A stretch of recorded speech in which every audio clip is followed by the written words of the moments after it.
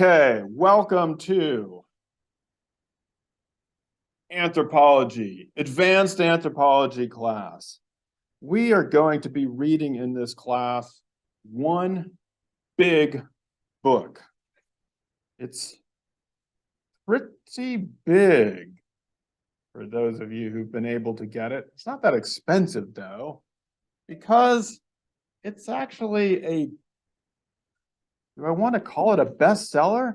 It's one of the best-selling books in anthropology and archaeology in a long time. It is written by the late David Graeber, anthropologist, who wrote a similarly quite successful book called Debt a little while ago, and passed away, sadly, at a too young age. And in collaboration with David Wengrow, who is an archaeologist. They had been planning on making this into a 3-volume series, but they made it through one.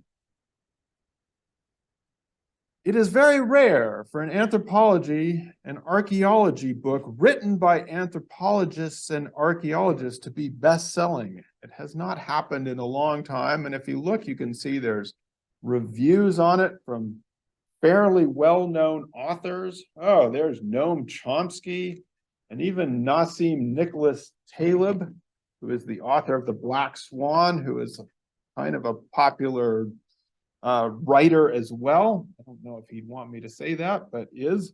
And so it's quite rare to have this opportunity to look at this book. Once you divide up the book into chapters and divide the chapters into parts, it's not a ton of reading as we read through it in the semester. And so as we go along, I may at some points add in reviews, other research, other things from anthropology. So it's kind of in some ways a jumping off point into looking at the history of anthropological thought from a different way, but also what anthropology can do or says in the world. Now, why do they need a new history of humanity? They say on page 3 of the book, which you'll get in a few minutes, I'm sure, from the bookstore or wherever you get your books, they say on page 3 that previous accounts, those old histories of humanity, are, number 1, simply aren't true. So their first goal is to correct or give us things that are true, to at least shake up our ideas of what has existed before. Now, hopefully, since we've all been having the fun of studying anthropology and archaeology all of these years already, some of this will be familiar to us in the sense that we'll already know the things that are true, but we might be surprised. Their second reason is that the other accounts of the history of humanity have dire political implications. That is, they make for a very constrained politics, or a politics of stagnation, you might say. And their third reason is that they make the past needlessly dull. So it becomes just a story that is not fun, that is not fun enough, that is not interesting enough, makes the past needlessly dull. Now, in the olden days of anthropology, we really would only care about point number 1, right? I mean, we in this classroom are supposed to be taking a class in anthropology, an academic class. And so who cares if it is needlessly dull? In fact, most classes are supposed to be needlessly dull. They're not supposed to be fun, unless they're fun or sexy, as we discovered in my J-term class. There can be those kinds of classes. Don't worry, not mine. But it wasn't this classroom, so I don't know.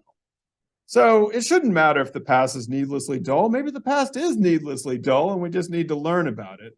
And we shouldn't actually also care about the political implications, because who cares? Maybe the story of humanity does have dire political implications. Maybe there's no hope in a political sense. So in a traditional classroom, we would only care about point number one, and we will spend most of our time, to be clear on point number one. I don't want to have, we're not trying to indoctrinate anyone in a particular political implication.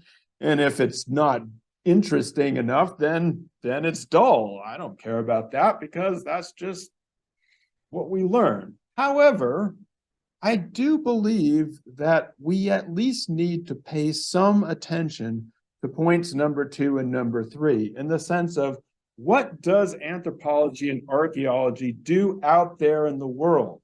That place that all of you will be entering very soon. Once you're done with this class, what are you going to do or take from this that has something to do with the world out there when you're staring it down? What are the political implications of the stories that we tell? And how can you make your anthropology minor or major sound not needlessly dull to the people who need to hear about it when you're applying for jobs or whatever it is you're going to do? Now, I will also warn you that not everything, we're not going to pretend that this book is a Bible in the sense that we're not going to believe every word of it. We think it's pretty up to date, but some of it, because they're interested in these other 2 points, the political implications and the interestingness of it, we have to be careful. We have to supplement it. We have to think about different perspectives. And so, like I said, from time to time, we'll be adding on different reviews, different articles, different sources to see if they are actually accurately representing the past.